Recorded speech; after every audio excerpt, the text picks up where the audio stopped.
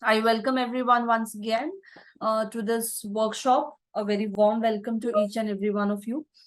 So today we are all here to talk about generative AI. Our distinguished speaker is going to have a hands-on workshop with all of you on the large language models. So I would just like to introduce our speaker today. The industry expert session will be taken by our distinguished speaker, who is Mr. Anuj Saini. So Mr. Saini is a subject matter expert in NLP, search technology, statistics, analytics, modeling, data science, data mining, and machine learning. He has an extensive industry experience coupled with his role as a researcher at the University of Montreal, Canada, and he's a principal data scientist at RPX. Uh, so he will guide us through today's exploration. So I will quickly run you all through the agenda of today's session. We will have the industry expert session first, where Mr. Saini will be talking about all the topics that I just mentioned. After that, we are going to give you some, a quick overview of what we have in store for you as a program. And definitely, we're going to keep you engaged with a gamified quiz. It's not just about a workshop, or it's not going to be too technical. We are definitely going to have a lot of fun with our gamified quiz, and then we will have an open forum for all the queries that you have. So I do not want to take much time of yours. Let me quickly hand over the virtual floor to Mr. Anuj Saini. Anuj, over to you. Let's get started with the session today. So thanks, Rupali. So, okay. So we already talked about the agenda here, and this is about me. I think Rupali have already given a very nice introduction about myself. So I've been working into AI, NLP very specifically since many years. So the world of LLM, generative AI, ChatGPT, chatbots, it comes very naturally because I've been working a lot on these technologies. So would love to share my experiences today with all of you. And I would like to talk about generative AI a bit, but at the same time, I just want to talk about a couple of projects, and I just want to show you what exactly you can achieve with the help of ChatGPT, LLMs, generative AI. So let's start. And I would like to keep today's session bit more light, not very tech heavy. And I would like to give you more examples, and more importantly, want to show you a lot of things that you can build out of that. So this is overall outline of the session. We'll be starting with a very brief introduction of NLP. I would like to explain you how things have been evolving. I myself have witnessed a lot of things changing over the last decade or so. I would like to start then with the generative AI, its applications, why this is important. And I personally believe this is a very good time to start getting a hands-on, at least a good handle on generative AI and how you can use it for different purposes. Then we'll get into the world of LLMs, where you are just, I mean, daily our mind is blowing with now ChatGPT is coming with this, now Google is coming up with this idea, and so much happening daily basis. So we'll try to get a handle on that. Then prompt engineering, and then two projects that I have prepared specifically for you guys. So I would like to show you along with the code, and I will try to explain you how you can develop your own applications using ChatGPT and other sort of LLMs. Okay. Feel free if you guys have any questions. I'll try to keep an eye on the chat window as well. If something is important or something you want to ask in a follow-up, so would like to address those questions as well. Okay. So with that, let's get started. Okay. So let me just first of all start with a very basic introduction. I'm going to assume there are a few friends here who probably don't who don't have like a lot of ideas of so much buzz things. I'm saying LLM, generative AI, maybe. So let's first of all try to understand the basics here.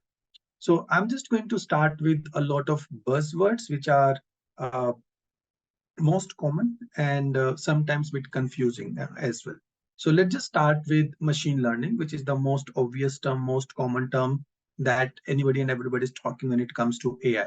So AI, according to me, can be segregated into multiple sections. some of the verticals for AI I would put as you can see on the slide. So machine learning can be of two types: supervised learning, unsupervised learning. Let me just try to give you a very small, quick example. Um, just to understand what exactly is a machine learning. I gave this example a lot. Suppose you want to teach a child who is probably, I would say like 2 year old, and you just want to teach him what exactly is a cat or what exactly is a dog. So there are two possible choices according to me. The first possible option is you start explaining him, see, a dog is a kind of a, not kind of a, dog is an animal who is going to be probably 2 feet long, and he's going to have a tail, and he's going to have maybe pointed ears. He's going to have like some big eyes. Maybe his mouth gonna look like this. So that is one way of explaining. Okay. Now, the problem is there are different types of dogs, and how many features you can eventually explain to a child.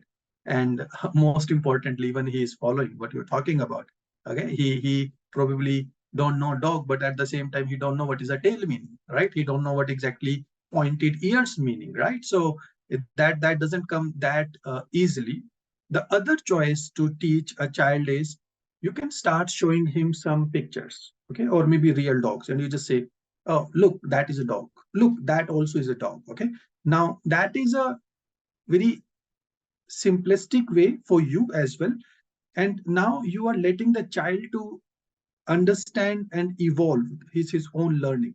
So now the child, whenever he's looking at a dog, he's processing some information. He's just processing like, okay, that looks like a dog because he has fluffy hairs and he is like that and this. So he'll start creating learning basically from the pictures that you are showing.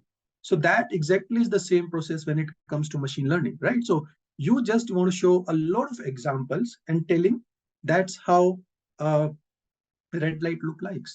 That's how a dog looks like. That exactly meaning whenever a customer is doing these 5 things, that meaning he's interested to buy my product. So that exactly is the concept of machine learning, where you are showing things by example. Okay, if you take the example of Tesla as a car, so the way we've been training Teslas is by driving it all around and showing it, look, this is a red light, and I'm going to stop maybe 10 feet before the red light. Okay. So that's how you are just showing it. And now it is up to the car, it is up to the child, it is up to the machine to learn those things. Okay.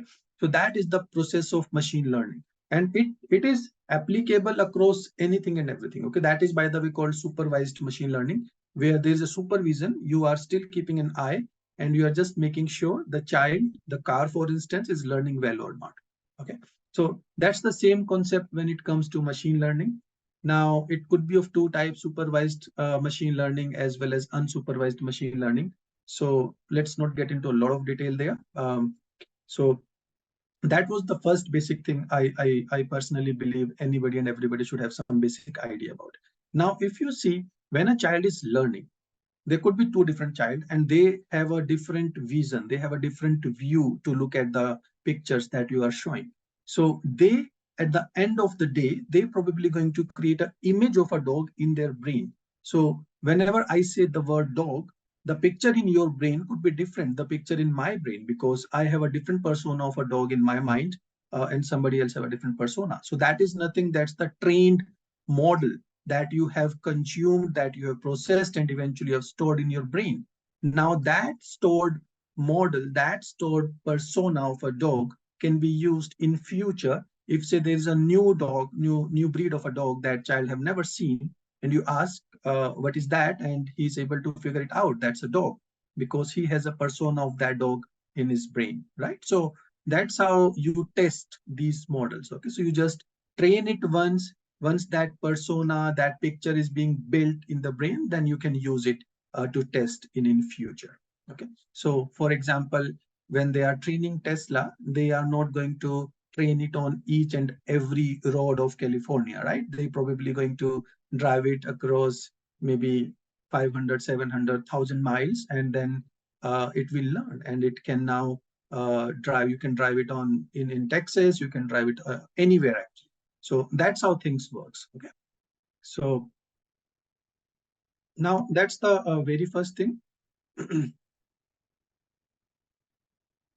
Okay, so there are some questions coming up. I'll probably take a pause after a certain period of time, and then we'll address these questions. Okay. All right. So now let's talk about two interesting things. So machine learning, as I talked about, it's a supervised machine learning. Supervised machine learning meaning you need a training data. Like when you are teaching a child what is a dog, you need certain images, right? But if you have to teach maybe something very huge, okay, it could be like, how does every single person on the earth looks like? Okay, you can't have images, pictures of each and everybody on the earth, right? So that's not possible. So there are so many tasks for which you cannot have a training data in hand. Okay. uh, so that's where deep learning came into the picture. Deep learning, one of the basic idea here is deep learning can be used and it can learn different patterns from the data, uh, from a very huge amount of data. Okay, so that's where things started to get a bit complicated. So let's talk about two next thing in my slide: natural language processing and computer vision. Natural language processing is about the applying AI on the language. When I'm saying language, language could be text or it could be speech as well. Okay, so as you can see here, speech and text. So now you can, when you are dealing with the language, then it's all about NLP. Now let's talk about some of the applications. For example, if I'm talking something, Alexa is a very classical example of NLP. So when you talk to Alexa, it is able to understand what you are talking about. In fact, you can have a different accent, but Alexa can catch it, okay, and accordingly it can respond. So that's an example of NLP. So that's where you don't have training data. So all you've got is lot of speech data available that even Alexa is collecting. Whenever you're talking to Alexa, it is going to capture all the data, all the speech, and then use it for its own training purposes. So that's where NLP came into the picture. Text, you can think of sentiment analysis, fake news detection, so many different applications. People are writing reviews on Amazon, so they actually evaluate through AI and try to find out what exactly that review meant. Should they respond to that review or not? Okay, so all of that comes under NLP. And then comes computer vision, which is all about image data. Okay, like during COVID, so many applications came out, right? So people, like somebody's wearing mask or not. So imagine you are walking on the road and there is a CCTV camera and it can detect whether you are wearing a mask or not. So using computer vision. Face recognition is a very huge applications. And of course, at the same time, deep fake kind of things now coming up a lot, where people can create a fake images of people, right? So that's again is an application of computer vision. So NLP and computer vision, I would say, are getting more traction these days. And simply because if you see the kind of data we generate daily through WhatsApp, Instagram, Facebook, it's more in the form of either text or images or videos. So that's where NLP and computer vision are coming into the picture. And I personally have felt over the last 7 to 10 years, these two fields are getting more and more. They are challenging at first place, but a lot of problems we are able to solve within these two domains. Okay, and that's where you need a lot of deep learning as well. Okay, the last one is robotics and manufacturing, where you can think of doing mechanical things through AI. So there could be a robot that can do so many things for you, right? So farming is one of the example where robots are coming in and they can do a lot of farming for us. Okay, so that's another dimension when it comes to AI. So these are like broader categories when you can think of AI. Let's cover a few more slides and then I can look into if there are more questions. So my focus for the session today is NLP, which is more specifically text data here. So because I want to talk about generative AI. Generative AI, you can, whenever I'm saying generative AI, you can relate it to ChatGPT. So ChatGPT is a classic example of text-based AI engine. It can generate, it can understand your language, and it can respond correspondingly. Okay, so we'll be talking about that more today. But yeah, overall, there are different applications and different verticals when it comes to AI. So let's start with NLP evolution. So just to begin with, there are actually, NLP is there since many years, okay? So there are different ways of solving these problems. The first one here is ontologies and knowledge graphs. So what happens, like, AI is very old thing, and I would say probably 1970s, 80s. The first thought people had, okay, at that time, scientists thought about if they want to create a smart, intelligent computer, the first thing they thought about is it needs a brain like a human. Okay, so like I have so much of information in my brain. For example, if I take an example of soup, so whenever the word soup is coming, soup is hot. I need a bowl for that. It can have noodles, it can have meat, it is going to be in a liquid format. So all of that information needs to be fed to the computers. That is the very first challenge when you think of building a smart, intelligent computers. So that's where these ontologies and knowledge graphs came into the picture. Okay. Let me just show you a very interesting example. Since I've used this example of soup, let me just bring up something interesting here. So with that kind of thought, where scientists think about we need to create a knowledge graph of each and every information available in the world.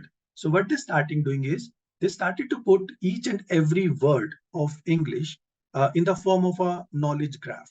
So this is a very different concept than a English dictionary, because here words are interrelated. So this is one of the knowledge graph. It's called concept net, where all the concepts of English are being linked with each other. Okay. So if I'm talking about word soup, then soup meaning food, it's a liquid, it is related to broth, it is related to chicken ball, hot, liquid, hot, so much of information they started putting in here. Problem with this is very powerful, although at first place, but the problem with these kind of solutions is it is not scalable, right? So you can't just keep manually putting more and more and more information over here. That's where it lacks that kind of smartness and intelligence. And our knowledge, especially in today's world, our knowledge is updating so frequently. Okay, like people are just coming up with new slangs, new words every now and then. So you can't just catch up the speed, the way new terms, and you can't just keep expanding these kind of dictionaries. So that wasn't a scalable solution, but that's how things started in early years. And people have put a lot of efforts to create these kind of knowledge graphs at first place. Okay. Then comes some other traditional machine learning approaches in NLP, bag of words, TF-IDF, word embeddings. And now we are at a time where you have something called LLMs, large language models, which are pre-trained models. Okay.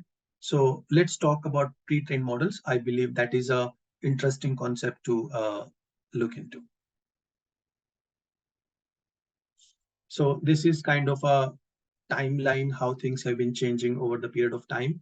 So uh, this was some earlier chatbots, Elisa and Alpac, and then they started building in 1980s these ontologies, as I just showed you.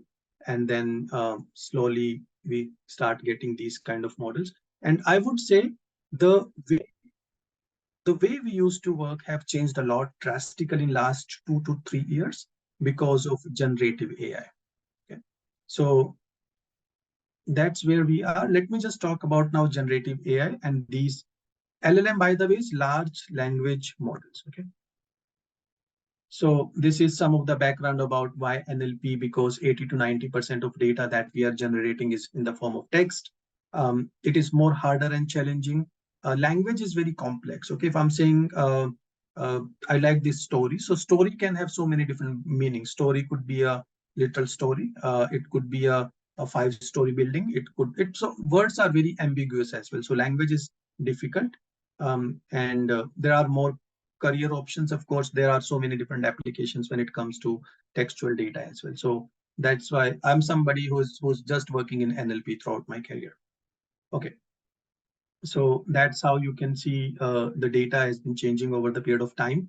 So text, images, and audio and video, that's where I said in the beginning, most of the data is coming in. And that's kind of a projection how this market is going to be booming up whenever it comes to text and computer vision. That's where most of the focus currently of AI scientists are putting into currently. Okay. So now let's start the actual LLM thing, and I would like to spend more time over here. Okay. Let me see if there are any common questions at this point of time.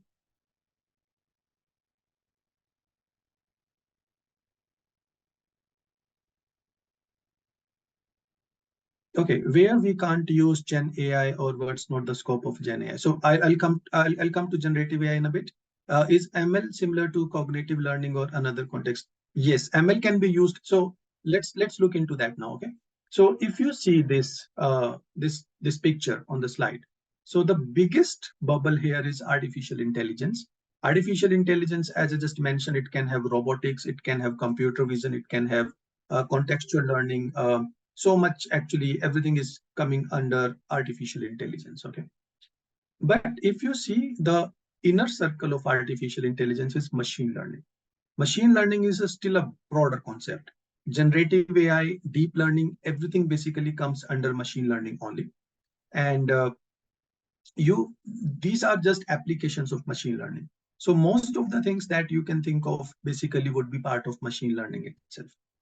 Now let's talk about deep learning. Deep learning is a idea, it's a thought that started from the way human brain works, okay, the way neurons works. So our brain is a kind of a neural network where neurons are connected to each other. So for example, if I'm just thinking something, let me just grab a glass of water. So there are so many signals my brain is going to be sending to different neurons, and at the end those signals will make me to trigger to pick a glass of water. So that was the basic intention when they started developing deep learning neural networks. So again, I mean, it's a broader topic, and generative AI comes under deep learning. I'll be spending more time on generative AI, and I'll try to explain you what is generative AI. So these are some of the applications when it comes to generative AI. So generative AI, it's a breakthrough technology. So far we were just doing classification and prediction, but generative AI is all about generating new content. Imagine now with generative AI, you can generate new stories, you can generate new videos, you can generate new pictures. So you can generate new code. So you don't even need to write the code. So a lot of things that we were not able to do earlier, now we able to do with the help of generative AI. Generating AI is all about generating new content. It could be in any form. Okay. You have now these transformative models. So transformers was one of the very interesting concept. Again, we probably can, we are not going to get into a lot of detail about transformers, but that was one of the, I would say, a big change in the technologies of AI that started the birth of GPT series in 2020. So that basically enabled, so transformers basically help the language to be context aware. So let me give you an example. So if I'm saying Joe Biden is a president of United States, and then I'll start writing a lot of things. So and later on, I would say he is going to be contesting the next elections. So now that he is referring to Joe Biden, so that context is very important. The answer, what I'm talking now, um, may not be present in the statement that I have said now. That could be a statement that happened probably 3 years ago. So language is very contextual. So transformers have enabled us to understand the context, and that's where we were able to build more powerful solutions. Diverse applications. So you can have so many different types of applications, different kind of challenges, coherence challenges, and ethical imperatives. So these are some of the applications. Let's look into generative AI first, and then we'll start talking about more. Let me just talk about this slide first, and then I'll go back to applications. Let's understand, first of all, what is generative AI and what is the other type of AI. So there are two types of AI currently. One is discriminative AI and another one is generative AI. So discriminative AI is all about, given a problem statement, you have to find the differences.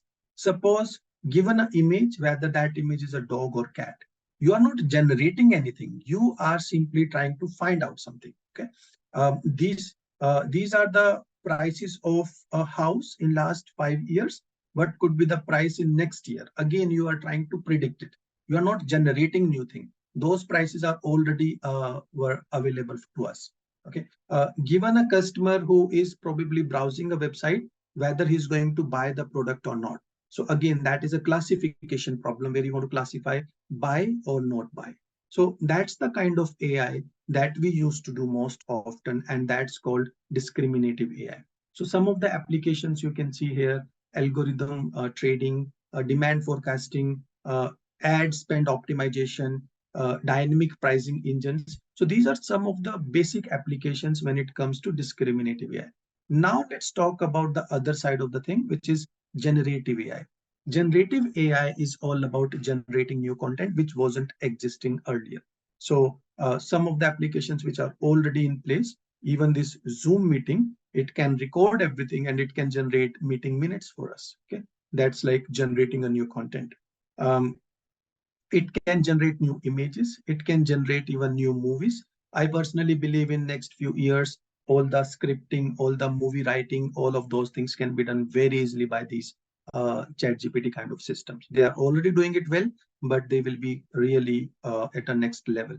They can even create a movie where nobody needs to do any act and it can just do everything by itself.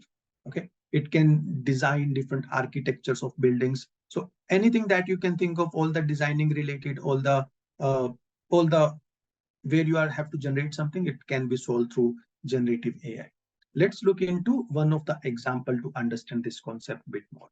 So this is a typical machine learning, the traditional machine learning that we've been doing so far, where you've got these images. Okay, so these are all the dog images, and that's the example I gave in the beginning. Okay, so you will take all these images and then you will train a machine learning model. So machine learning model will start looking at these images and will try to figure out, oh, seems like dogs have their tongue uh, in a lot of picture out. Okay, so that could be one of the identifier for machine learning model to understand what could be a dog.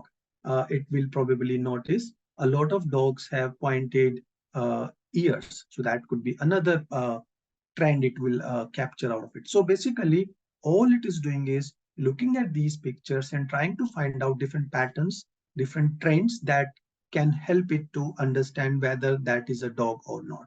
Okay, so that exactly is called discriminative AI. Given a picture, it's a dog or not. It is simply doing a discrimination. It is doing a classification here. It is not doing anything else. So that kind of training, you need some pictures to begin with, and then you will have this trained machine learning model. Okay, so this is a neural network here where you have these circles as neurons which are connected to each other and they are learning. Okay, once this is being done, then you can just use this trained model to classify, could this be a dog? You will give a new picture, that dog it have never seen in the past, but it will still be able to figure it out, it's a dog. How? Because it is going to compare the trends, the patterns it have identified earlier, whether this new picture have the similar pattern. If yes, then most probably this is going to be a dog. That's what discriminative AI is. Now let's look into the other side of the things. In this example, we are still giving a lot of dog pictures, and now it is going to learn a lot of similar patterns, but this time we are asking it, create an image of a dog happily wearing mask walking out. Okay, so this time it is going to generate a new image. We are not asking to classify or anything. We are now asking to generate a new picture. Maybe that kind of picture never existed. And not maybe, of course, that picture was never existed, and it is going to generate something new. How? By using this language. So if you see in detail, if you just think about that, it needs to understand the language. It needs to understand what exactly dog meaning. It needs to understand what exactly mask meaning, wearing mask meaning, what exactly walking out here meant, what exactly happy meaning. Okay, so it is not just about learning the dogs. It is learning everything in the world. It needs to learn what does happy meaning, what does walk meaning, what does mask meaning, what is wearing mask meaning. So it needs to learn everything. Okay, when we saying walking out, what does that meaning? Walking out meaning going out of the house. So it needs to learn all of that language. How would anybody can learn everything? As a human brain, we probably take years to learn everything. Okay, and still we are not able to learn everything. So basic idea here is we are going to train these models with a huge amount of information. It's like giving somebody a book and asking it to just learn and read each and everything written in the book, so we can ask anything about that book later on. Okay, so now we are talking about LLM, large language models. We calling it large because they have been trained on trillions of pages of information. Generally, anything and everything available on internet, all Wikipedia data, all the Google News, all the pages on internet, all the public data set, all the research papers, patents, everything is used to train these models. And they takes days, maybe weeks to just learn everything. Okay, so it's like training on a huge amount of data. And that's why it is not even possible for us to train these kind of LLMs. Big companies, Google, Microsoft, OpenAI, they are training their own models, and that too needs a huge amount of computation power, processing power to train these models. Training meaning learning language. They are not just reading the language, they're trying to understand. Whenever walking out meaning, what does that meaning? It basically literally learning each and everything, not just a word, rather the context, rather the language, rather their meaning. So that's what is called large language models.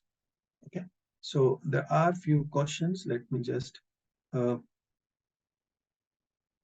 take those pictures. So where does data science fit in the picture? Everything is data science here. Okay, so everything comes under data science, where you are using data to build a scientific solutions. Okay,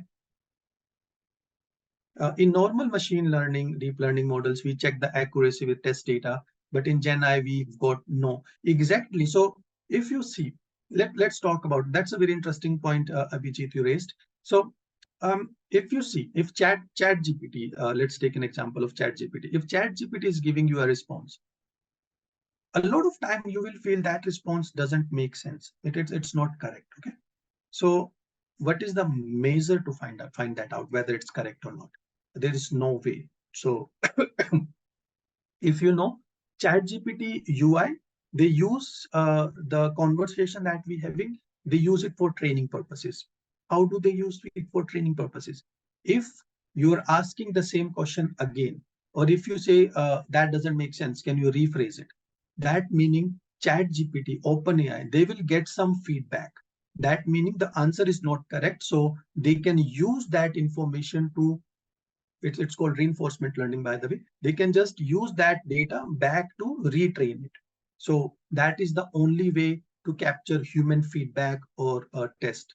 So that exactly is the problem when you're using generative AI. There is no standard way to test your models. So that's a valid point. Yeah. So how the image is translated into neural network for processing. So that's again, I mean, that is a different problem altogether, but you can think of anything and everything, including text, including images, everything is being converted into numbers. And there are different techniques, for example, embeddings. Images, if you know, it's already represented as numbers, three-dimensional number, where you have pixel values, right? So X, Y, and the color intensity. So all of those numbers generally being used to translate it into neural network. Okay. So does the model generate pixels of the images? Oh, exactly. So everything on images works on pixels. Okay. So at the end of the day, it will generate some numbers. Those numbers would be at that pixel, that much of color intensity should be. So that eventually is the picture. So generative AI system are also generating those numbers, those pixels. Okay. All right, so now I'm just going to go back and talk about these examples, because I think now things are slightly bit more clear. Okay, so now you can think of what you can do with the generative AI. So we can do image synthesis, meaning you can create realistic images from textual description. That's one of the cool application. And style transfer or artistic transformations. I sometimes feel a lot of graphic designers and a lot of people, their job is to create patterns and images. All of that can be automated very easily through generative AI, right? Natural language processing, where of course you can do text completion, story generation, dialogue system, having a chatbot kind of a system that can talk to you. OpenAI GPT model is already doing all of that stuff. Deep fake technology. So how they can create human faces. Even you've seen a lot of people, I mean, a lot of applications that can make pictures moving. So much is happening around that. So all of those are applications of generative AI only. Okay. Now, this is always a challenge. Something very interesting I just read probably last week, where all of this thing happened regarding OpenAI CEO got fired and all those things. So there is this Q star algorithm where is a concern of ethical. Of course, those are definitely going to be there alongside. Okay, so potential misuse, deepfake technology is a concern there. Bias and fairness is a consideration. So these models, generative AI models, can be biased at times, although they try very hard to put these kind of constraints, but these are definitely a challenge. Model training and resources, it is not easy thing. As I just mentioned, it can take days, weeks, months to train these kind of models. So it is not easy. You need a very, very huge computation power. So overall, it is a landscape, creativity, and problem solving, but it definitely have some ethical concerns alongside. Okay. All right. So we discussed this. We discussed this. Now let's talk about LLM. Okay. All right. So there is one more question. So where does cybersecurity or threat analysis fits in generative AI? What the playing ground for predictive analysis and how it is done in general? So yeah, I think those kind of threats are always there. With generative AI, you can generate so many things. Okay, I mean, it's all about thinking of a solution. Uh, can you create a password for somebody? Okay, if you know all the detail about a person, so much you can do with these things. So definitely those concerns are there, and most of these companies have a very huge concern, and they are trying to put all these constraints, be it cybersecurity or be it other kind of business domains. So my personal experience so far is uh, ethical concerns, privacy concerns have started to emerge. Right now, we are on a on a ride to build these solutions. So once probably, I would say maybe after a few months or maybe years, you'll start seeing a lot of pushback at the same time. Not pushback, but the concerns of ethical and privacy and security will also start to emerge. I'm sure a lot of people have started working on those aspects as well, but that will become a equal concern in coming times. Okay. All right. So, but yeah, we are here to talk about the positive things, positive side of generative AI. All right. So now let's talk about these LLMs. Okay. What exactly is a LLM, first of all, and then I'll try to get into some more detail. So there are two things I've been talking interchangeably: generative AI and LLM. So let's first talk about what is LLM. LLM, large language model. They are large in size, that's why they call large. What is a language model? Language model is a model that can learn the languages. So language model is a very old term, probably like I started working with language model maybe some 10 years ago.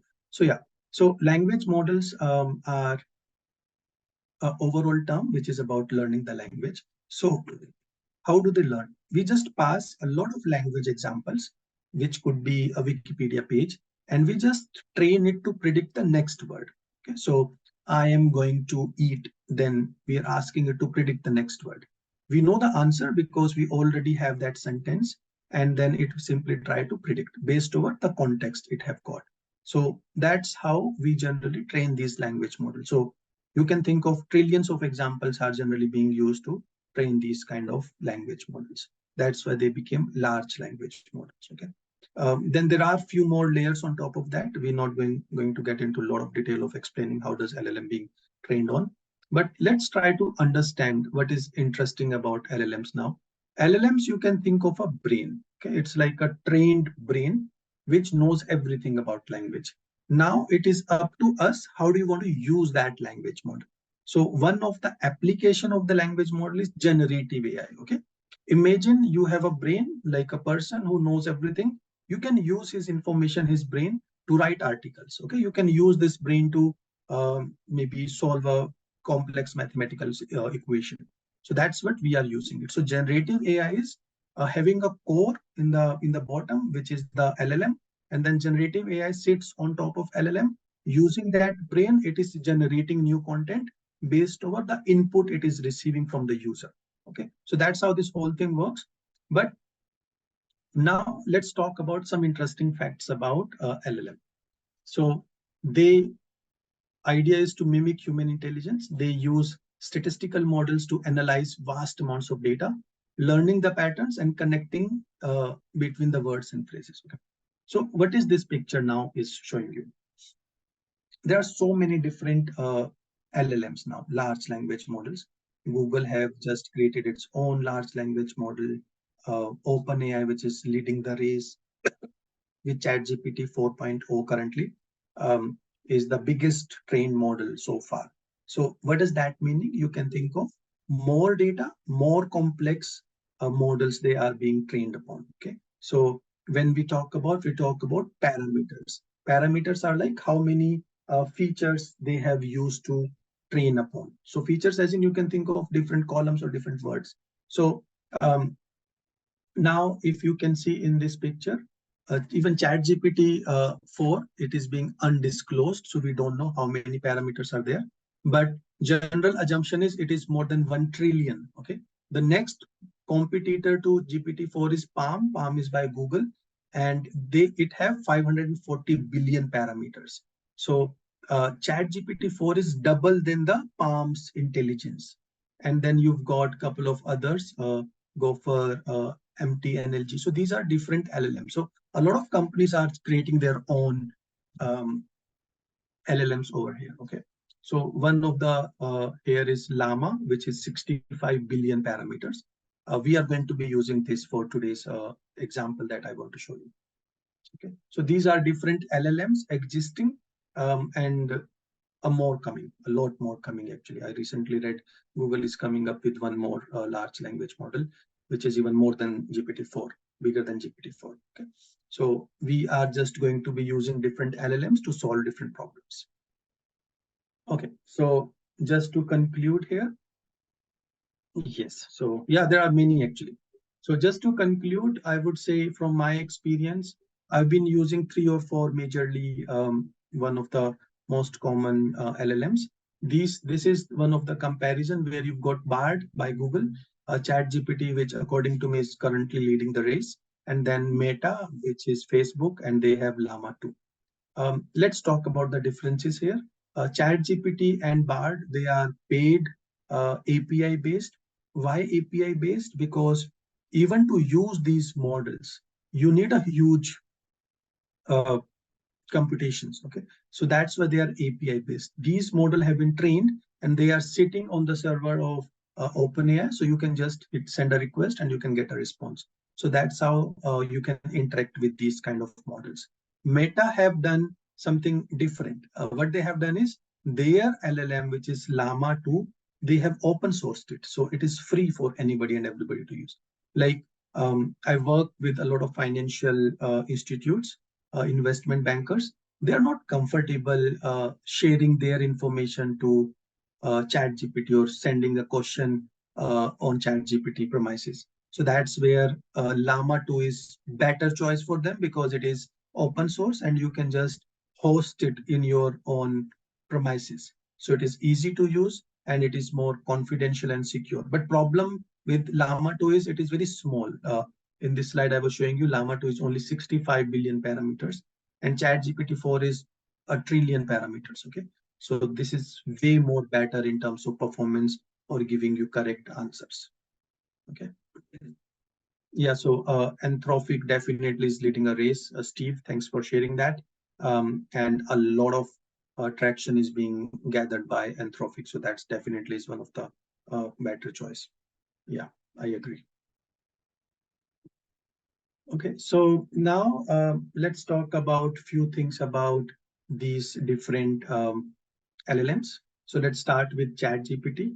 So to interact with these LLMs, you need something called prompt engineering. Prompt engineering is the way you can just give the instructions to these LLM. It is very important because you don't know how these models have been trained. but at least you need to understand how you can talk to them. It's like there's a specific way to talk to them. You should be asking the question in a right fashion. So right question, you will get the right answer. So providing the right amount of context, providing the right amount of information, and then you can receive the answer from that system. Okay. So prompt engineering is a very crucial skill. Nowadays, even there are jobs for prompt engineers. So people who can understand the model, who have understanding of the business, and they can give the right input or instructions to these models. Okay. Uh, they have different versions like 3.5, 4 turbo, basis over how big or how complex model you want to use. It's like there is a small brain, big brain, more complex brain. So you can just decide which one you want to use to talk to. And then you can build different applications using ChatGPT. We'll be looking into some of the applications that we have built for you guys for the demo. When it comes to Llama, you can see Llama is open source. That's the good thing. So you can download the LLM and use it. So that's a very interesting feature of Llama. But problem here is it is not that big. It is 65 billion parameters, which is still pretty much a lot actually. But in today's, like today, I'm just saying even 65 billions are not enough, but it's still good enough model. And it have different versions, 7 billion parameters, 13 billion parameters, and 70 billion parameters. So more complex or more bigger model you want to use, more hardware you'll be needing. So that's a challenge. On local laptop, you won't be able to use 70 billion parameters. You probably need a GPU RAM of that to maybe 100 GPU. Okay, so that's not easily accessible for the people. And one interesting thing about these large language models. So let's take the example of ChatGPT. Okay, problem starts to begin when you can ask a lot of basic questions. Okay, you can ask what is the color of ocean. You can ask, given this information, can you answer this? But it won't work on your data, and that's what a lot of companies these days trying to solve a problem. So, for example, I want to ask a question. I have some issues with my paycheck.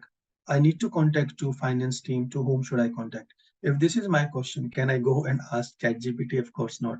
It doesn't know who am I. It doesn't know which company I work for. It of course doesn't know who is my finance team contact and whatever. Okay, so that's the problem.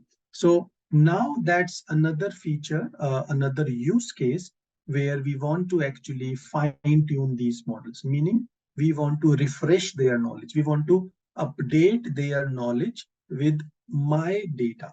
Okay, so now I have my company, I have my own database. I want to give that database to these LLMs and ask it to, hey, can you also learn about my database? So I can start asking you questions from about my data set. So is that possibility? Currently, it is possible with Llama 2, and in fact, with ChatGPT also, it gives you a provision to update its knowledge by providing your own data set. Okay, so that could be a very interesting use case when you want to fine tune these models.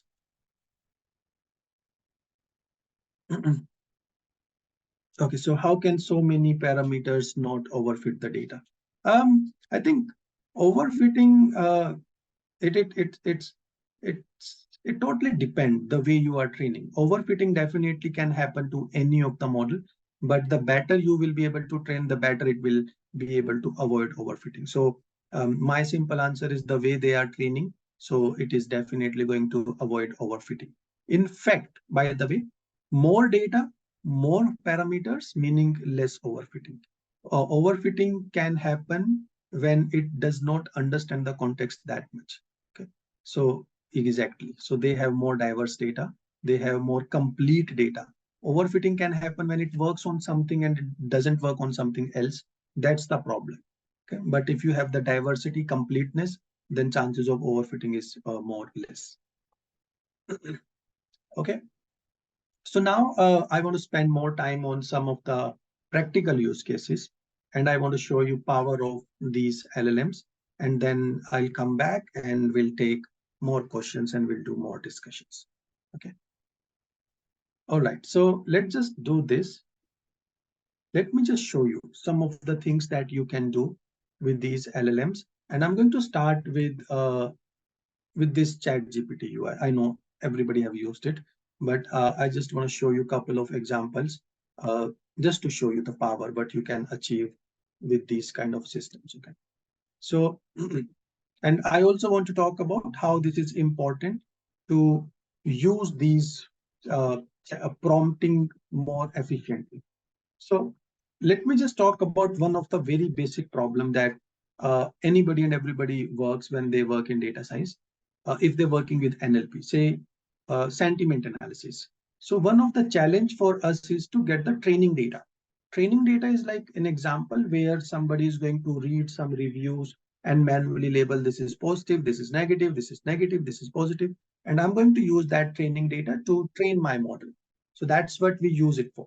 But how to get that training data? I work with so many clients and they do not have a training data. They want to train a model, but they do not have a training data. So we have to hire SMEs. We need business analysts who are going to label these data for us and going to generate us that training data for the job that we have. But it's not easy. It's a total manual job. Can we use ChatGPT for that kind of thing? So I have just prepared a prompt here. Let's read this prompt. Okay, so for sentiment analysis, I'm asking this prompt: create 5 examples for sentiment analysis. Let me say task for mobile phones across US market. So I want to find out, I want to create a training data for mobile phones reviews within US market.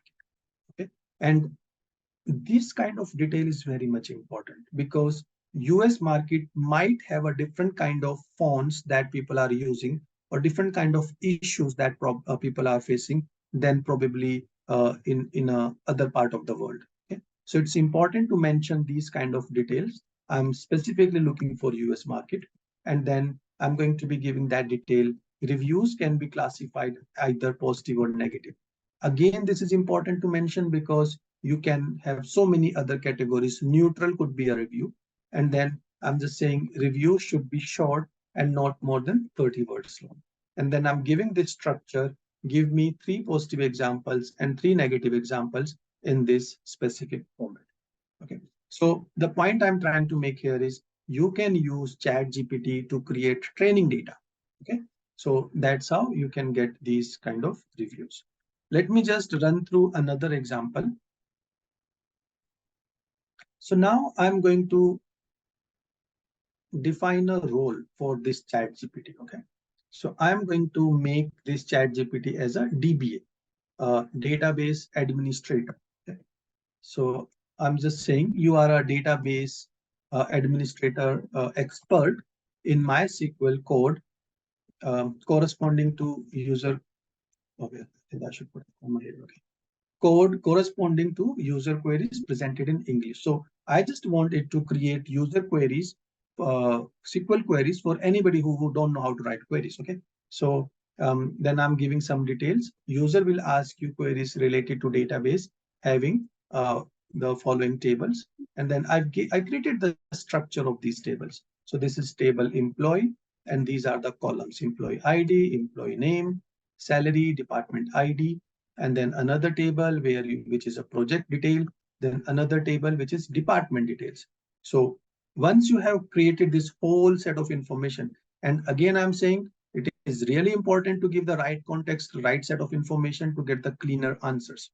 Now I'm also giving that kind of instructions. User queries will be delimited by a start query and end query, and then I'm just asking it, confirm me, do you understand me? Is everything is clear over here? So let's just run this one and say, it is saying, yes, I got it. I'm ready. Just send me over whatever query you want to ask, and I should be able to answer your queries. Okay. So I've just trained it. I've just give it clear instructions and told him about the tables, and everything should be good now. Let's start asking some questions. So this is my first query. I have just created here.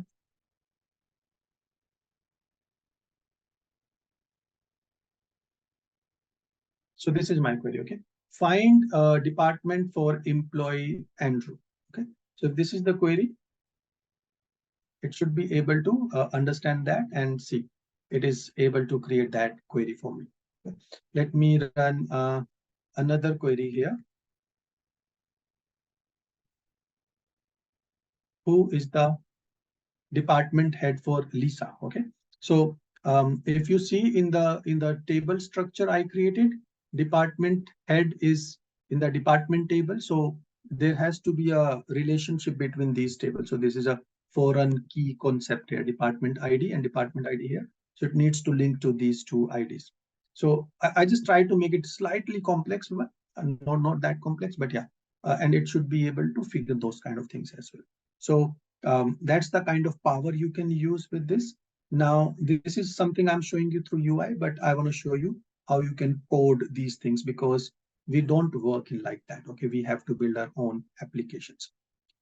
Before going to the code part, let me show you another set of example, which I found very interesting.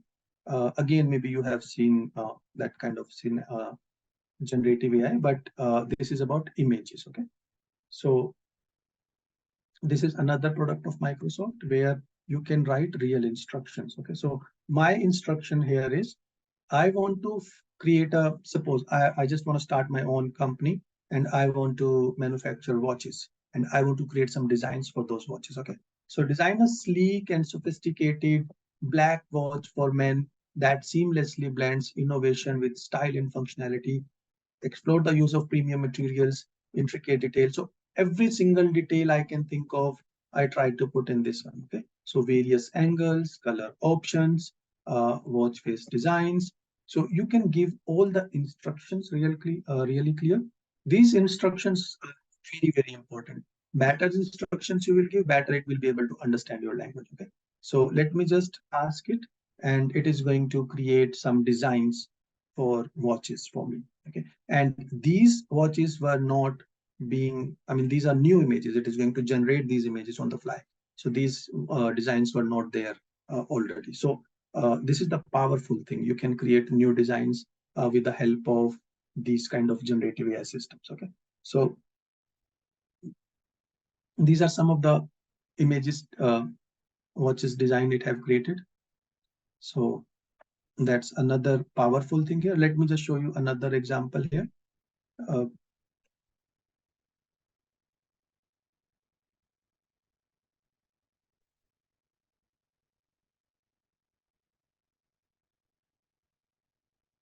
Let me ask a different question now. So I'm simply asking an artwork of Times Square in 1930. Okay, so we just want to imagine how Times Square was in 1930, and we just made it as an artwork. Okay, but at the same time, there was some discussions around that. All the ethical things and what should be the uh, not to make anything biased. A lot of questions you will ask, it won't be able to answer, and it will say we don't support these kind of questions. Okay, so that's the artwork of Times Square in 1930. So it is very cool thing, cool features that you can use here to create different kind of images as well. So that's another classical example of applying generative AI. Okay. All right. So now it's time to show you some of the applications of these ChatGPT and LLMs. Okay. So I'm going to show two examples here. And to begin with, I'll be starting with one application, and I have prepared a code that I'm going to share with you guys. So you will get access to this code. Okay, we'll be sharing these notebooks for all of you. Let me just increase the font here. Okay, should be good. Okay, so now everybody know what is ChatGPT, and you can use ChatGPT. You need an API key for that, and I have used my own API key that I'm going to delete after the session. So you can create your own API key and you can run these examples. Okay, so ChatGPT we can use through UI, but there is also API key that you can generate and that you can use to communicate to ChatGPT, and then you can build your own applications. I'm just going to show you one interesting application that I just thought of could be useful. So let's begin with that. So first of all, you need to install this package, OpenAI package that we are installing here using this statement. So with that package, and I have also installed something called Yahoo Finance. So let me just talk about what is this application that I have created here. So can we use ChatGPT or these LLMs for suggestions? Where should I invest my money? Okay, is Apple a good market currently to put my money in, or should I invest my money into AMC or into Walmart or into Meta? So these kind of questions. Problem any LLM is they are not up to date. They are being trained on a data set, and once that training is done, so let me just show you that. Actually, that is another interesting thing to talk about.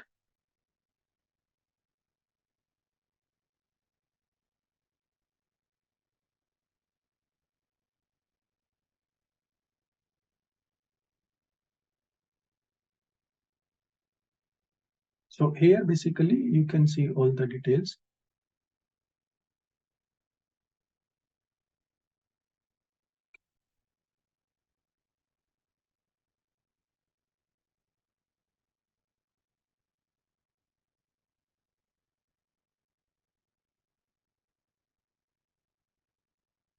So that's the thing I just wanted to bring in here. So there are different models, but if you see this thing here, this model is being trained till the data April 2023. So there is no training data or no information available after April 2023. This is one of the very latest model they have got. Okay, and there are these models which are GPT-4, GPT 3.5, and they have data only till September 2021. So that's one of the problem with these LLMs, because as I talked about, training these LLMs takes a lot of time and effort. You can't just train it daily. So they just train it once and then probably they wait. Okay, so this is like, okay, this is the information you have learned, boom, done. Okay, packed and sealed and gave it to the public to use. So that's the problem with these models as well. So you can't just ask a lot of questions which are real time in nature. Okay, so that's definitely is a problem with these kind of models. Okay, let me just now go back and talk about this application. So now I'm trying to build an application that can predict and suggest, uh, should I put my money into a stock market or not, in a company or not? Okay. And obviously that can't be on the historical, I mean, that can't be on the past data. It needs to be on the real updated prices. The price of today's Apple price of today is totally and quite dependent on yesterday's price. So you have to rely on the latest prices. Then only it would make sense. So how would you deal with that? For that purpose, I'm going to be using this Yahoo Finance API. So just remember this, I'll show you how and where to use it. So now let's go ahead, and this is my API key. And this is a function I just created, which is for the communication purpose. Okay. So I'm going to be sending my user message here, and it will be able to answer this thing. This is the model I'm using, GPT 3.5 Turbo, which is a old model, but this has information till September 2021 only. Okay. So I'm going to give these notebooks so you can read more details. I'm not getting into a lot of coding details in here, but idea simply here is I'm going to be sending my message here, and that message would be sent to ChatGPT here. This model is going to be using that information and going to give me a response. That's the basic structure of this whole function is. Let me run this code and show you a couple of examples. How does it work? Okay.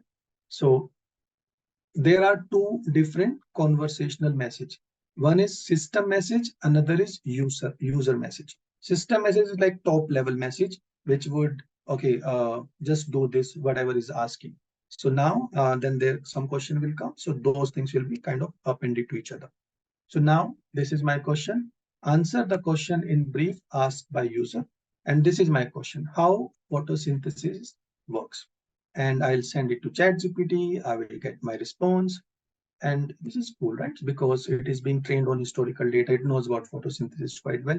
It can understand my question really well, and it would be able to give that answer. Okay. So everything is very smooth, cool, and calm. Now, let me just ask a different question, because that is what my point of concern here is. I am going to make it as a financial analyst. So I'm saying, hey, you are a financial analyst. So I'm asking it to go wear that hat of financial analyst. Okay. So you are an expert into finance now. So give financial suggestions for a user query. And this is what I'm asking. Okay. So I am looking to invest in Meta. Please provide me following details. Okay. What is the average price of Meta in last 1 month? That's my first question. Second question is, what is a two-line summary of Meta performance in last month? So I'm just asking it, can you just analyze 1 month summary of Meta and just tell me how is it doing overall? Okay. And third, I'm asking it, based over 1 month stock prices, what is expected for Meta? So three questions I've asked: average price, performance, past performance, and future performance. Okay. And then I want to take my own conscious decision based over its suggestion. So let's see. When I ran that code, this is what I'm getting. The average price of Meta in last 1 month is $45.67. Okay. So let's just validate that at first place. Meta 1 month. Let me just pull up here. So the 1 month average is $327. Okay. So that itself is wrong, because it does not have access to the latest Meta's data. So whatever answer it is giving, that is not correct. Then obviously whatever analysis it is going to do, that analysis is also on the wrong data. I don't want that. Okay. So that itself is wrong here.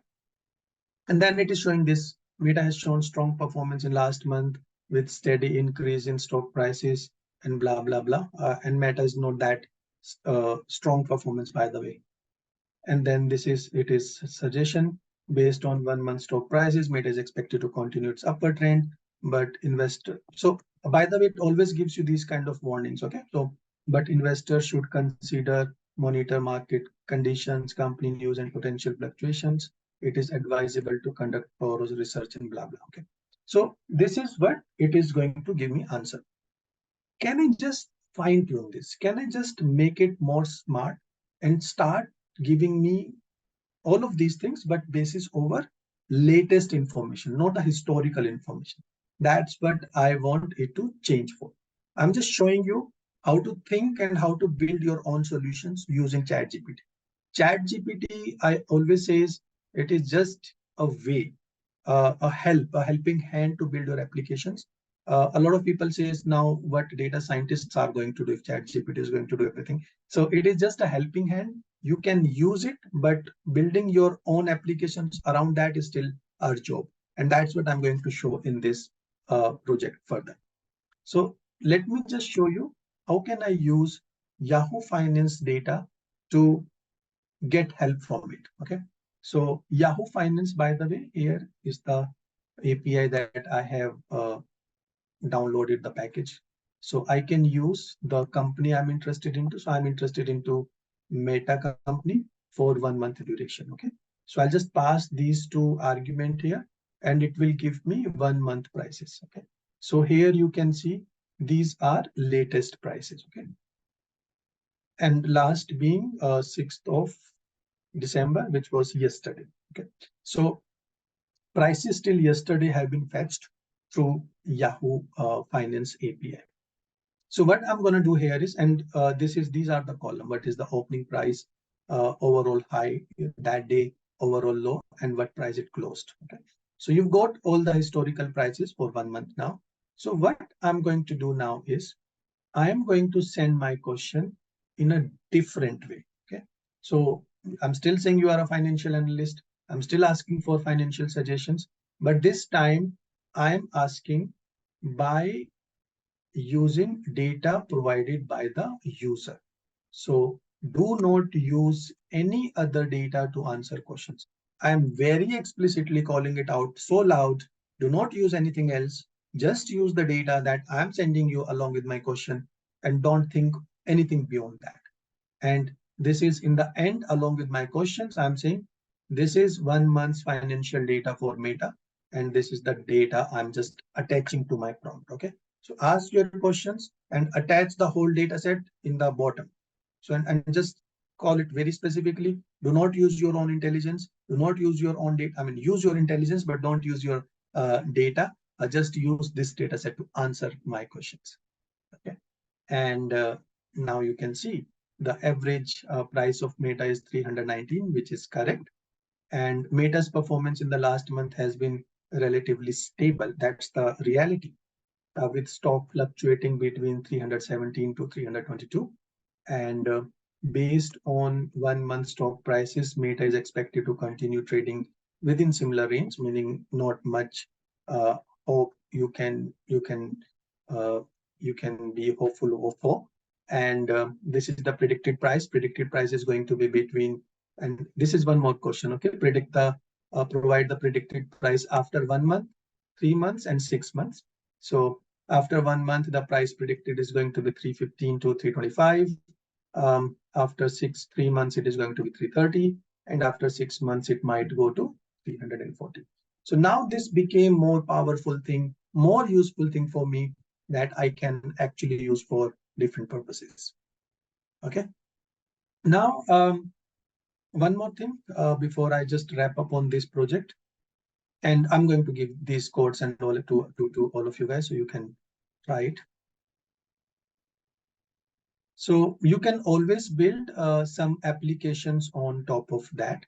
So I just kind of just showing you, I mean, I'm not a UI guy, so I'm not very comfortable building these applications, but on top of that, you can always create a UI that you can hand over as a system for anybody to use. Okay, so now or maybe I can ask, how is Apple doing? Okay, let me just ask for Apple.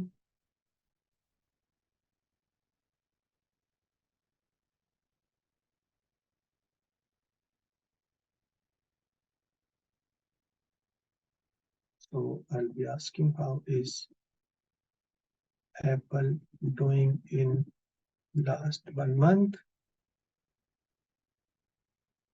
So it is going to run through everything, and that's what it have pulled for me.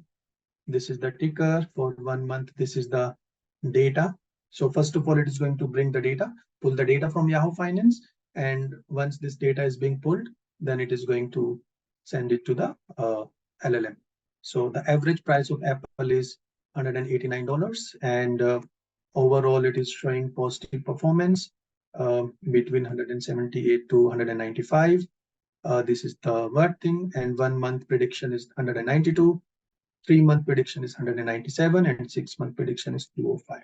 So that's how you can build a very cool application using ChatGPT, using Yahoo Finance, and something like that. Okay, so there are a few questions. Let me just take up those questions. Okay, so how can we create API key? Yeah, so you should be able to pull it from the UI. So on the, I think, right-hand side, there is a link for that. Is the training data used to train various LLMs different? Actually, that is kind of a hidden information. Nobody knows what they are using, but generally they say is internet data. So I believe Google, Bing, all of them have like access to whole internet data. Okay, so this may be outside the scope of the webinar, but do you see quantum computing as a potential solution to decrease the computational strain? Definitely, I'm sure. Currently, we are just pushing a lot of power, but I'm sure now the next thing would be reducing the overall computation. So yeah, quantum computing can definitely be one of the things. Okay. Okay, so is this the average price? Yeah. So when dealing with quantitative use cases like this, would it be practical to have run the same prompt but on historical points to improve? Yes. So prompting is definitely something you have to try out different prompts. Once your prompt is ready, then you can use structured data along with prompting. There are so many other techniques also. This is one of the way. There are other techniques as well. Then probably we can talk some other point of time, but yeah, there are other ways as well to deal with the structured data. Are there databases, data sets for us to create our own Gen AI API to build on model? I mean, yes, data sets are available, but creating your own generative AI model is not easy thing. I mean, you need trillions, not trillions, at least billions of documents, uh, petabytes of data. So yeah, I mean, huge computation. But yeah, you can try. There are so many available open source data sets. Okay, so are there data sets? Okay, so cool. So now, considering time as well, I have one more application to show you guys, which is a different way of doing things. And I just want to show you another model, another language model. So let me just connect it again. Okay, so in this one, we are going to be building a sentiment analysis system. And sentiment analysis system basically, 1 second, let me just load the file here.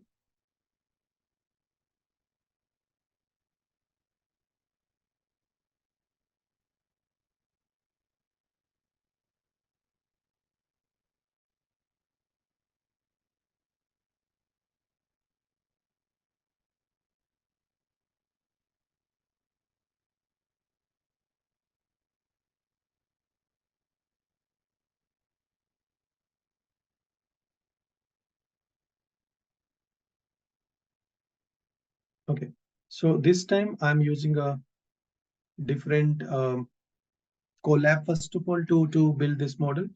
And I'm just going to be showing you a different application using Llama, okay, which is an open source model. So the power I want to show you here is how you can download these models and run it. Okay, so for instance, this is a sentiment analysis system I'm going to be developing here. So I'm just going to be using this Twitter data set. So this is a data set that I just pulled from Kaggle, open source data set. So you've got this text: so sad, I'll miss you here in San Diego. And this is a negative sentiment: my boss is bullying me. This is a negative sentiment. So this is the data set I'm going to be using to build my own sentiment analysis system here. Okay, so the interesting thing here is I'm going to be using Llama 2 model, which is open source, that you can download and you can just keep it on the local. So that kind of a system is more cleaner to use, more easy to use. So, and you can change it if you want to. Okay. So I'm just installing certain packages. Again, I'm going to give this Jupyter notebook. You should be able to run it. And this is the model that I'm going to be using. Okay. So this model I'm going to be using, which is a Llama's free version of model that generally available on the Hugging Face website. Okay. So if I just copy this line here, I would be able to show you this model location.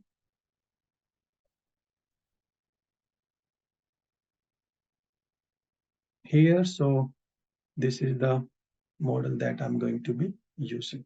So Llama have different versions of models. So for example, you can see these are different versions of model. But interesting thing that I probably want to point out here is you need this much of RAM to run these models. Okay. So if you want to use, this is one of the biggest model version of the model. For that, you need around 16.33 GB RAM. Okay. And this RAM is GPU RAM, not even CPU RAM. So it's pretty extensive models to use if you want to try out these models. But with Colab, you get some free GPU RAM that you can use. So what I'm going to doing here is I'm going to download this model here. And once it's been downloaded, then I should be able to use it here. See, now it started downloading and the overall model size is around 10 GB. So 10 GB model I'm going to download, and then I can use it for my own tasks and my own purposes. Okay. So let me just show you. Okay. Meanwhile, if there is any questions, I can look in. So when providing enterprise data to public models, how can you protect the enterprise data? Can these models be deployed in private network? So that's exactly I'm showing you currently on the screen. this model I'm going to be deploy locally, okay, in my computer actually. Currently, I'm downloading this model, which is of 10 GB, and then I'm going to use it. Not all the LLMs, not all the models you can download and deploy locally, but certain models you can do that. So I just showed you one example of ChatGPT, which you can't deploy locally. So you have to communicate with that through API. But this one you can deploy locally. So you have to download and then you can just use it like that. Okay. But that's a very valid concern. Even in my day-to-day job, we are always concerned about sending our data to these models because they might use it for training purposes. And a lot of companies, they don't want that. Okay, so here we have downloaded the model, so it is being done. Now I can just use it. So see here, what I'm doing here is I am just creating a system and I'm just calling it, you are a sentiment analyzer and you have to analyze sentiment of each review provided. And this is the sentiment I'm providing, and return a JSON containing keys as text and its sentiment. Okay, so that's how you just give clear instructions. These instructions are always important, and these are some of the parameters you can control. One of the parameter is temperature.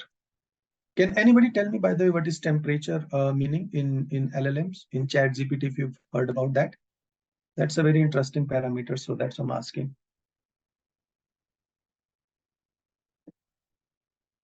Any thoughts on what exactly is temperature? Okay, so Ajit is asking, how do we uh, pre-process such a large data? Interestingly, all of these large language models, they don't use any pre-processing. And I'll tell you one scenario. When you use ChatGPT, at times you can mistype, okay, like misspelling, and still it is able to understand. How? Because it is actually being trained on wrong spellings as well. Okay, so we don't do any pre-processing. We just train it as is with anything and everything. Okay, just to make sure it learned all the nuances of the language. Okay. Yeah, so one answer came, Rajashri used to fix randomness. Yeah, so temperature basically is interesting thing. So if you have heard about hallucination of ChatGPT or any LLMs. So for example, if you'll ask the biggest company in the world, say I'm just making it up, ABC, is doing bad these days, what is the reason? And it can start answering this kind of question. That's called hallucination, because it will hallucinate that kind of company actually exist. And that's the problem, okay? So if you will do temperature very high, that meaning you asking it be more creative. Okay, if you want it to be strict and only give accurate answer and don't just judge or don't hallucinate, then you just try to make this temperature as low. So zero temperature meaning no experimentation, be clear to the point. Otherwise high temperature meaning be creative, think whatever wild you can think of. Okay. All right, so here we created this model. I'm just going to run this function. And now this is my prompt, okay? So this text, and this is a review, and I'm asking it to find classified into positive, negative, neutral, okay? So let me just run this, and it will just run through and it will calculate the sentiment. And then eventually you can create some interesting applications out of that. So for example, in this one, we are going to be creating uh, a chart. Okay, so just to show you upload, this is the text we sent, and this is the sentiment it have predicted. Okay, and then you can create something like this out of that. So given a data set, my data is having this much of positive, this much of negative, and this much of neutral. Okay, so yeah, I think that's pretty much I wanted to cover regarding two case studies and two projects. So any questions on the on those projects?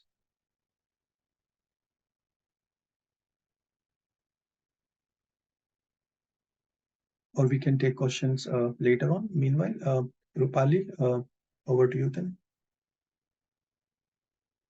Yes, thanks a lot. Thanks, Anuj, for such an insightful session. I am sure all of us have had a very good time or understanding about these models, and certainly our participants will try and work this out.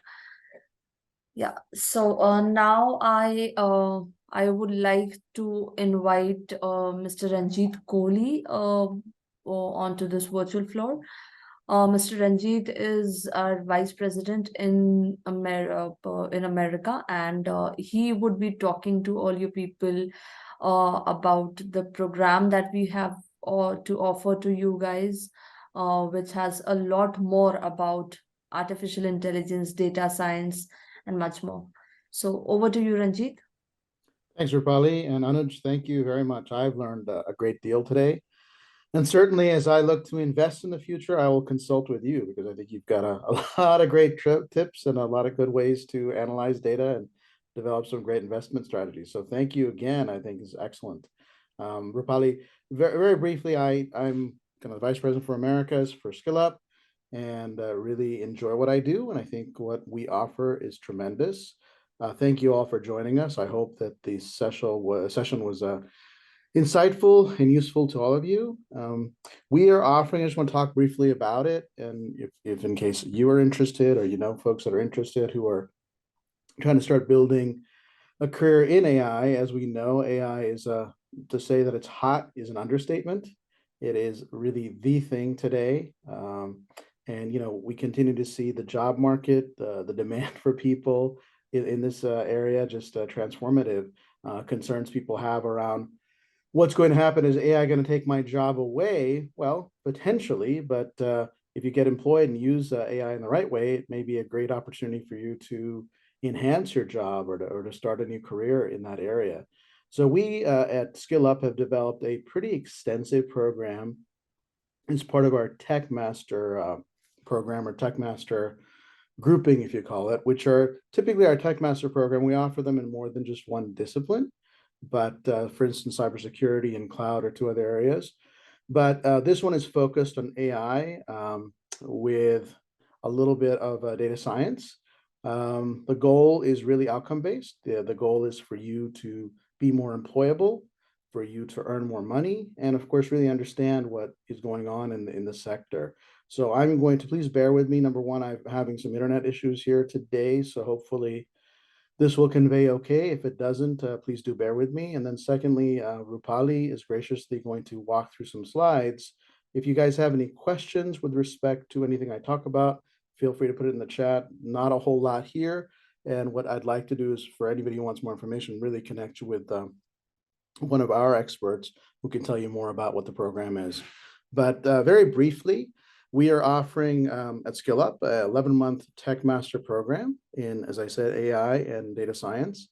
And it really does open the door. I mean, truly, as we kind of progress through this, you will see people who have been through the program and just gain their employability.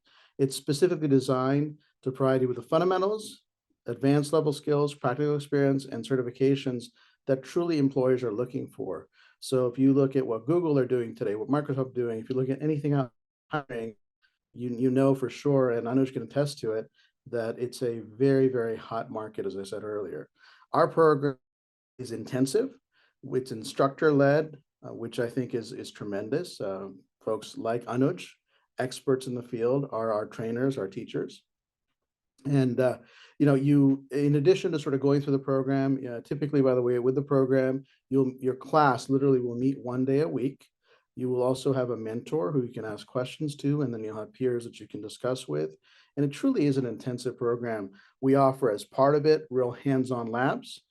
You have eight platform-specific projects, and you end the thing with an actual capstone project, so kind of a real industry project that you can take and apply from a practical perspective. In addition to that, some of the other benefits are that you earn actual certification. So you may be in this thinking, well, I'm already in company ABC, and how do I improve my career? Well, just from a credentialing and expertise perspective, these are industry partners of Microsoft and IBM that you get real certificates from. And then in addition to that, you are able to get CEUs. So sometimes you have a requirement for job requirement or certification requirement. That's part of it. And this is an accredited program. We have a partner in Pacific Lutheran University out in Washington State, and that we kind of co-work with them on this program. So as a result of that, you also have potentially the opportunity to earn some college credits if that's something you're doing and you're working toward a degree program. And of course, most significantly, you will be building job-ready skills, which will translate to a rewarding career in AI and data science. I could walk through this pathway. It's it's pretty zigzaggy and I wouldn't say complex, but the highlights in it are some of the things you go over. Apologies, it's a little bit hard for me to read, so give me 1 second here. Let's see. Well, we'll skip that over, and you will get all this information as part of the follow-up. But at any rate, this kind of walks you through what our program offers, and it talks at different points about things we're offering from IBM, things we offer from Microsoft, and then of course the things that we internally offer here. A truly immersive program. People take boot camps as an example, which are great in the near term. But really and truly, the way we built this program, it is almost like a degree program and has a lot of merit to it.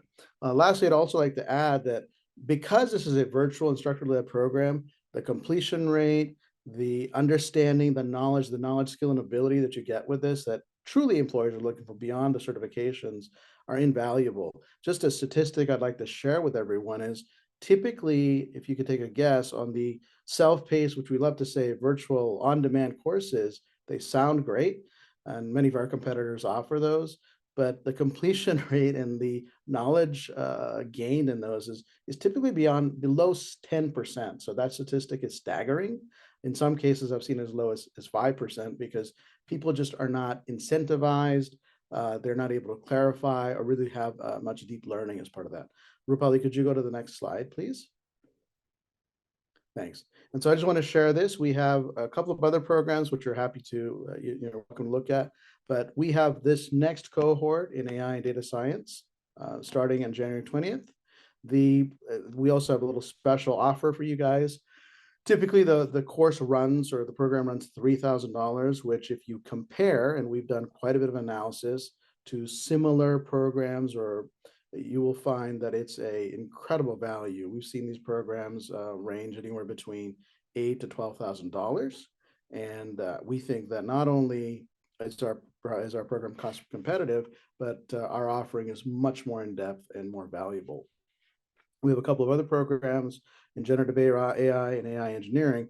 Those are slightly different than our TechMaster program, but please do take a look at those as well.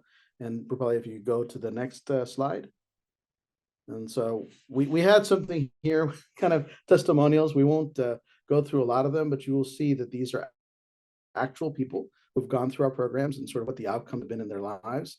When we send you the complete program or the deck after we finish this call, you can go through these and sort of spend more time on that. I don't want to take too much time of people. Probably we have one more slide here, I think. Okay, so this is pretty self-explanatory. I'm going to hand over to Rupali in a second, but encourage everybody to. Sorry, I think there's a question which I'm looking at in a second, but encourage everybody just to reach out to our experts, and Rupali will share the email address. And feel free to ask any questions. If you're interested in this program, we are not a hard sell company whatsoever. You have no obligation to do anything with it. But if you'd like to learn more about it and you'd like to proceed with it, please feel free to reach out even to me directly and be happy to answer any questions. I'm going to try to read, I think there's one question here that Steve is asking. And is this program approved through Washington ESD's Tearing Benefits?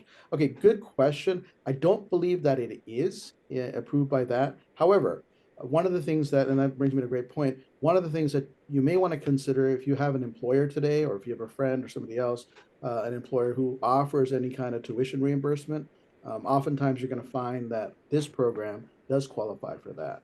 And I'm sorry, I'm just going to read the rest of your message here, Steve. I have a question here. What would a career path look like? Okay, so entering at the bottom, I mean, I'm going to say that typically speaking, you are looking at a neighborhood from $80,000 to maybe $120,000, just kind of starting out.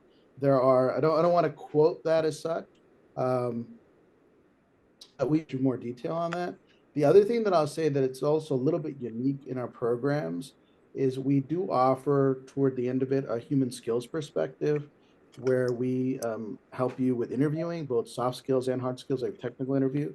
And we also are trying, we do this pretty successfully in India on the job placement side, but we are now building in the US here a kind of a job placement service as well. So our hope and expectation is that in the near future, you're able to take our program, and at the end of it, not only do you have all these skills and things, but we actually help you get employed in a real world job.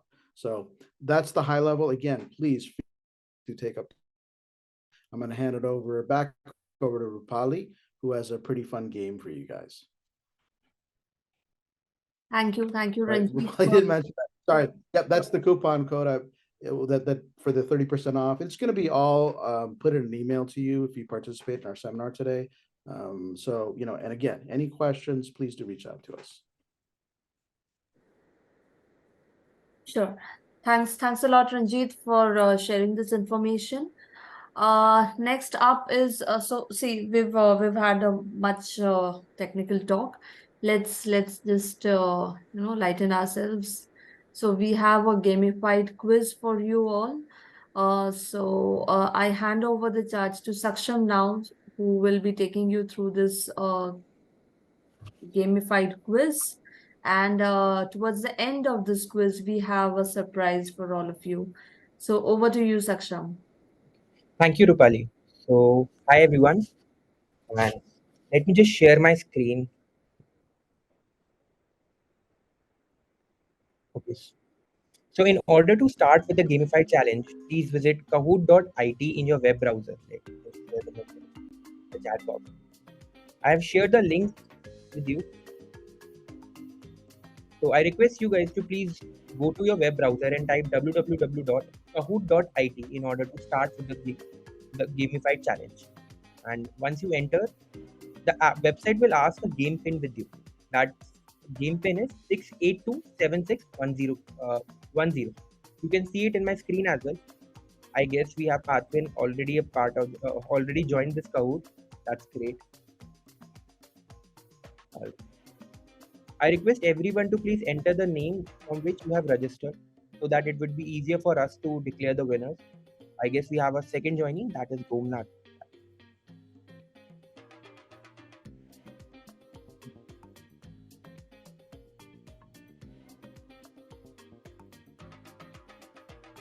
Ramesh has joined. Vijit is joined. Great. I request everyone to please hurry up. Ratan has joined. Anurag, Arvind has joined. Great, guys.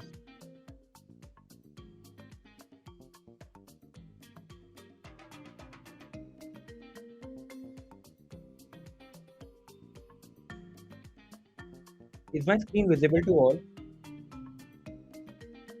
Let's have joined. I again repeat everyone to please join in with the registered names that you have.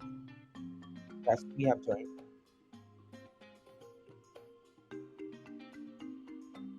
Preet has joined. No.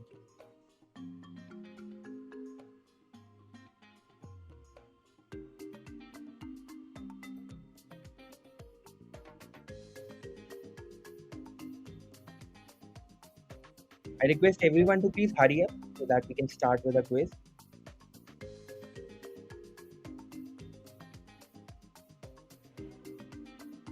All right. So let's get started with our gamified challenge.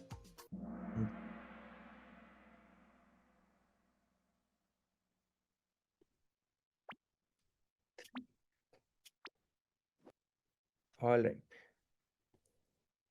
So let's get started with the first question. What does GPT stand for in ChatGPT? Option 1, General Purpose Transformer. Generative Speed Trained Transformer. Then you have Global Programming Tool or Graphical Processing. Hurry up, 5 seconds are left.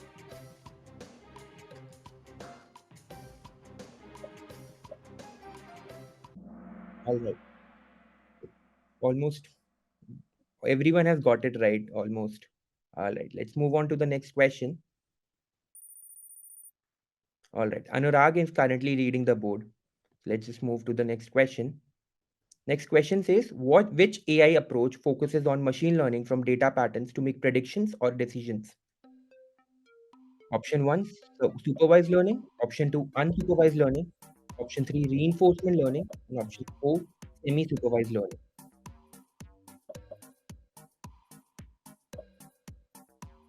5 seconds left. All right. Again, well, let's move on to the next part. I guess Anurag is still leading on the board. Then move. Okay. The next question is, in machine learning, what does the term generative refer to? Your options are generating random numbers, generating new data based on patterns learned from existing data, generating code for software application, or option 4, generating electrical power.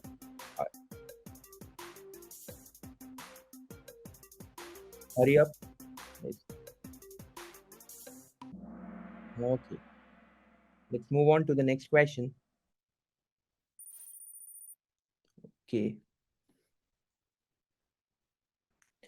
What is the primary function of a language model like ChatGPT? Is it the identify image? Is it to translate languages, generate human-like text based on input, or play video games?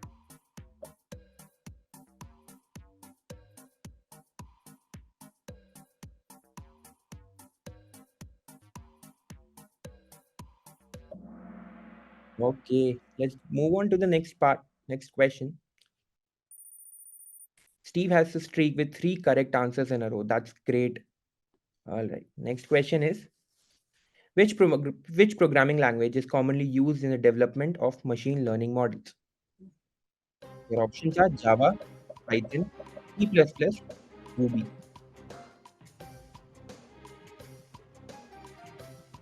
10 seconds are left.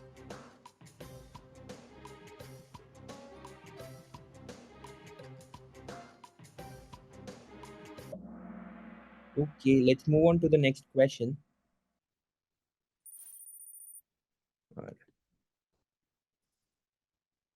What is the purpose of a pre-training in the context of generative AI models?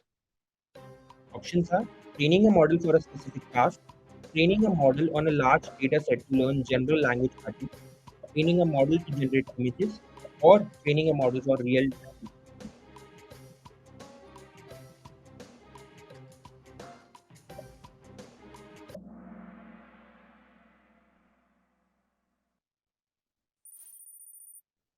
Okay, so let's just move on to the next question.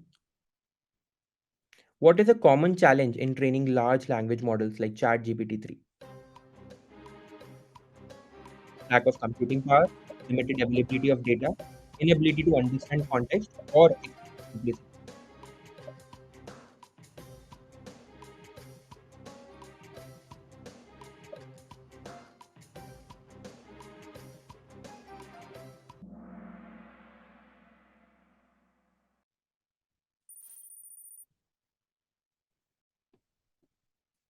Our next question is, which type of neural network is commonly used in natural language processing tasks?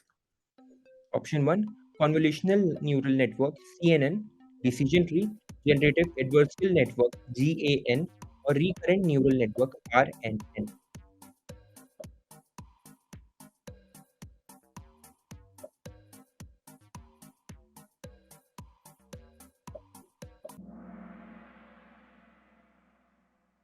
Okay, so now let's just move on to the Well done, second last. Anurag. What is the term of the phenomena where a language model generates plausible sounding but incorrect information?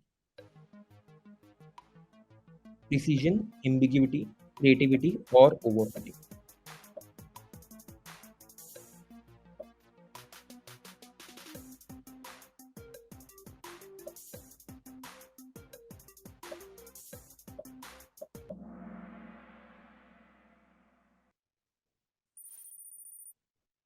Anurag is still leading the board. All right. The final question is, Wait, what is the significance of 1 year birthday in the context of ChatGPT? Now, option 1, fictional event for the game's theme. Option 2, the time it takes for training a language model. Option 3, the model's age. Or option 4, the time since the model's initial release.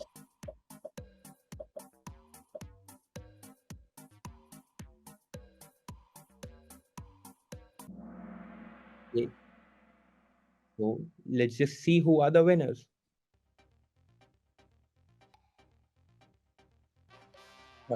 Number 3 comes Steve. Congratulations. The second position goes to Abhijit. And the winner is, we have Anurag as a winner. Congratulations to all the winners. Congratulations, Anurag, Abhijit, Steve.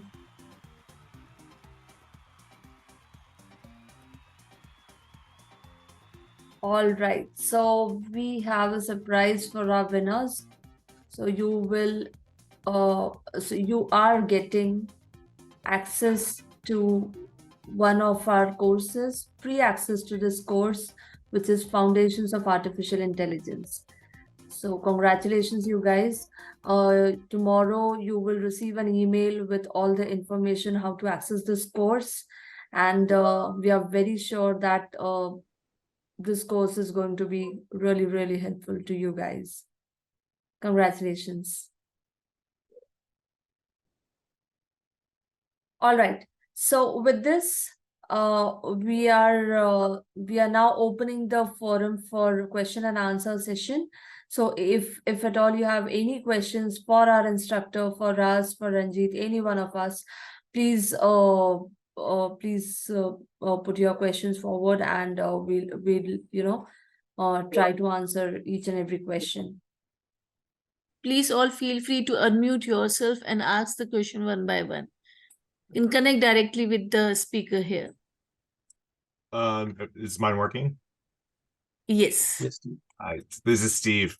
So as I mentioned in my question earlier, I'm looking to shift from sales into this space. A lot of that was prompted by I was impacted by the many tech layoffs this year in sales.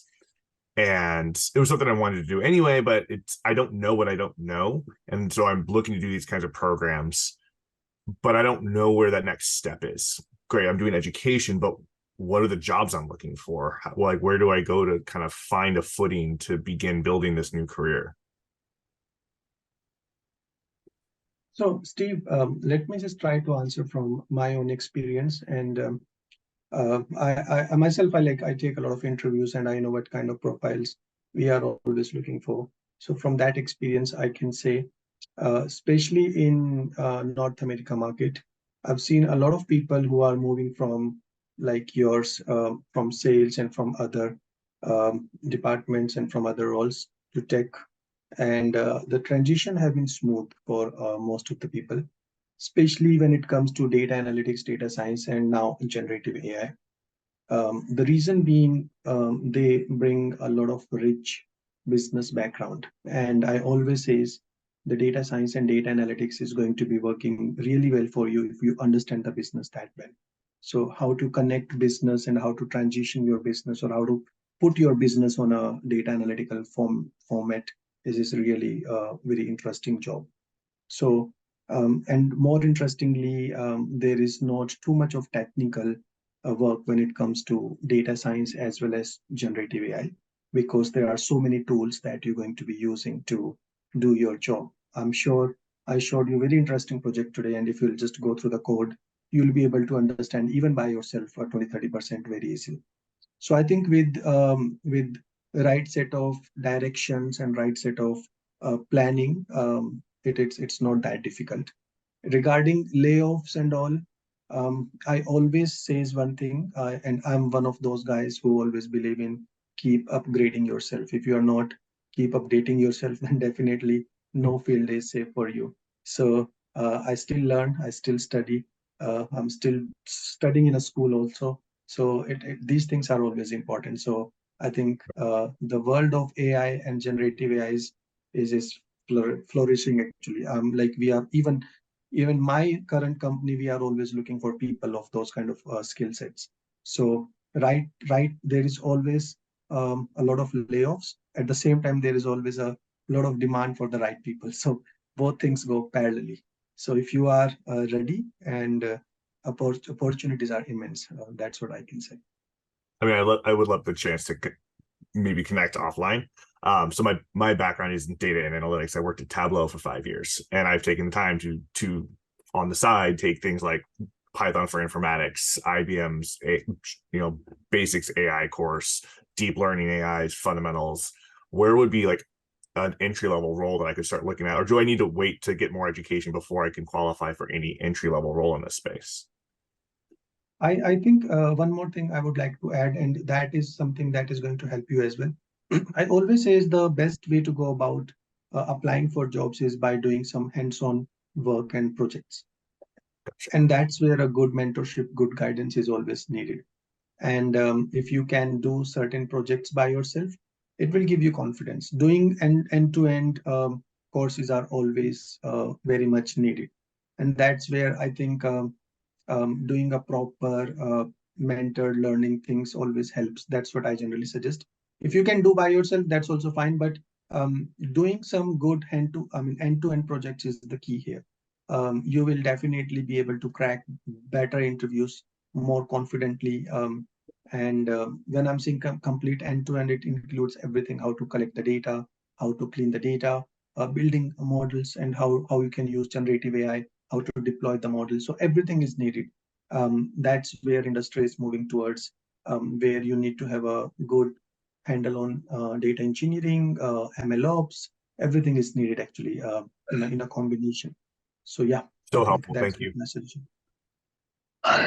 Steve, we have much more information to cater to your query. So our team will certainly connect with you offline, and then maybe they can discuss further with you about this.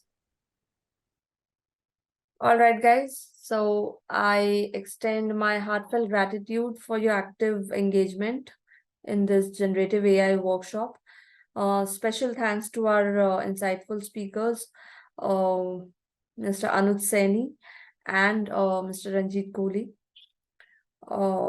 Let's continue to explore the frontiers of AI together, and safe journeys and stay inspired. Thank you all for being a part of this workshop today. Thanks a lot.